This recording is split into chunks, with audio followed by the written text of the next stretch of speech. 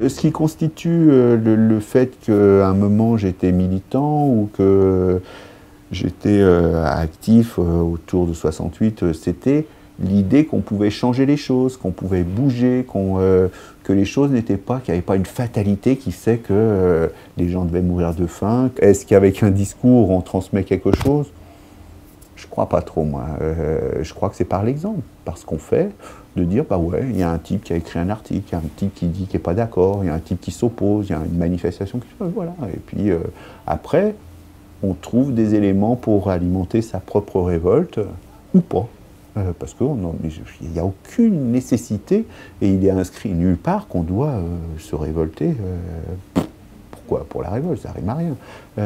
On se révolte à un moment parce qu'on considère que c'est injuste, intolérable et insupportable. Mais rentre! Il n'y a que la vérité qui blesse, hein! Mais quelle vérité? Mais la vérité, c'est que tu me fais chier avec tes sentiments de bonne chrétienne de gauche, de Jeanne d'Arc, là! Franchement, ça veut dire quoi? Approuver des parents qui instrumentalisent leurs gosses pour en faire des otages pour avoir leurs papiers?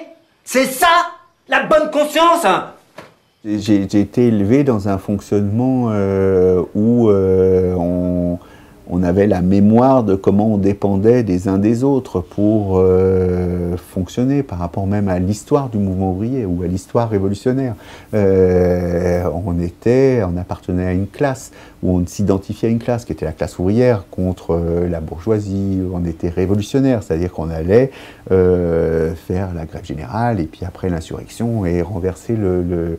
Donc moi, il y a un fonctionnement par nature, par culture, qui est un fonctionnement collectif. Disons, avec des guillemets, ça n'a pas la même signification maintenant, mais communiste, qui était le groupe, quelque chose en commun. T'en veux encore, Milana? Non merci madame. Pas obligée de m'appeler madame, hein? Merci maman. Non merci madame. Mais j'ai dit non merci, j'en veux plus, Berk. Bon, on dit pas beurre à table. Non. Malheureusement, je pense qu'un film, c'est rien. Un film, c'est rien et c'est important pour moi, mais oui, bon, il y a le film. Mais le film, par contre, si en plus vous avez des articles, si vous avez des manifestations, des gens qui protestent, des associations, si vous avez une mobilisation de partis politiques, de syndicats, si vous avez d'autres films, si vous avez des émissions de télé, plein de gens qui posent des petites questions, bah peut-être ça fait bouger ou avancer quelque chose. Mais le fait de faire le film, non, c'est loin de penser que j'ai résolu quoi que ce soit. Je peux dire quelque chose? Moi, j'ai l'impression que... Pardon. Comme on ne sait pas vraiment ce qui va se passer, peut-être qu'il serait plus prudent dans l'urgence d'accueillir les enfants dans nos familles.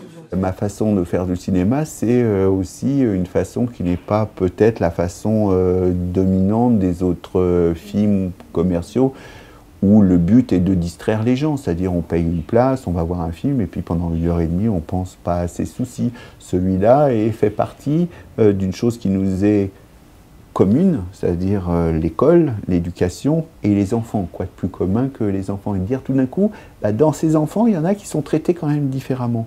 Puis voilà, c'est ça la préoccupation. Donc être à contre-courant ou marginal, oui, de tous les films ou tout ça, mais j'ai pas l'impression autant que ça sur ce problème-là. Je vois comment ça se passe dans les écoles, je vois comment les enfants réagissent entre eux. Pour eux, non, ça serait plutôt les autres qui sont un peu marginaux, de considérer qu'il faut expulser des enfants ou qu'il faut les traiter, enfin mal les traiter. Il y a quelque chose d'anormal.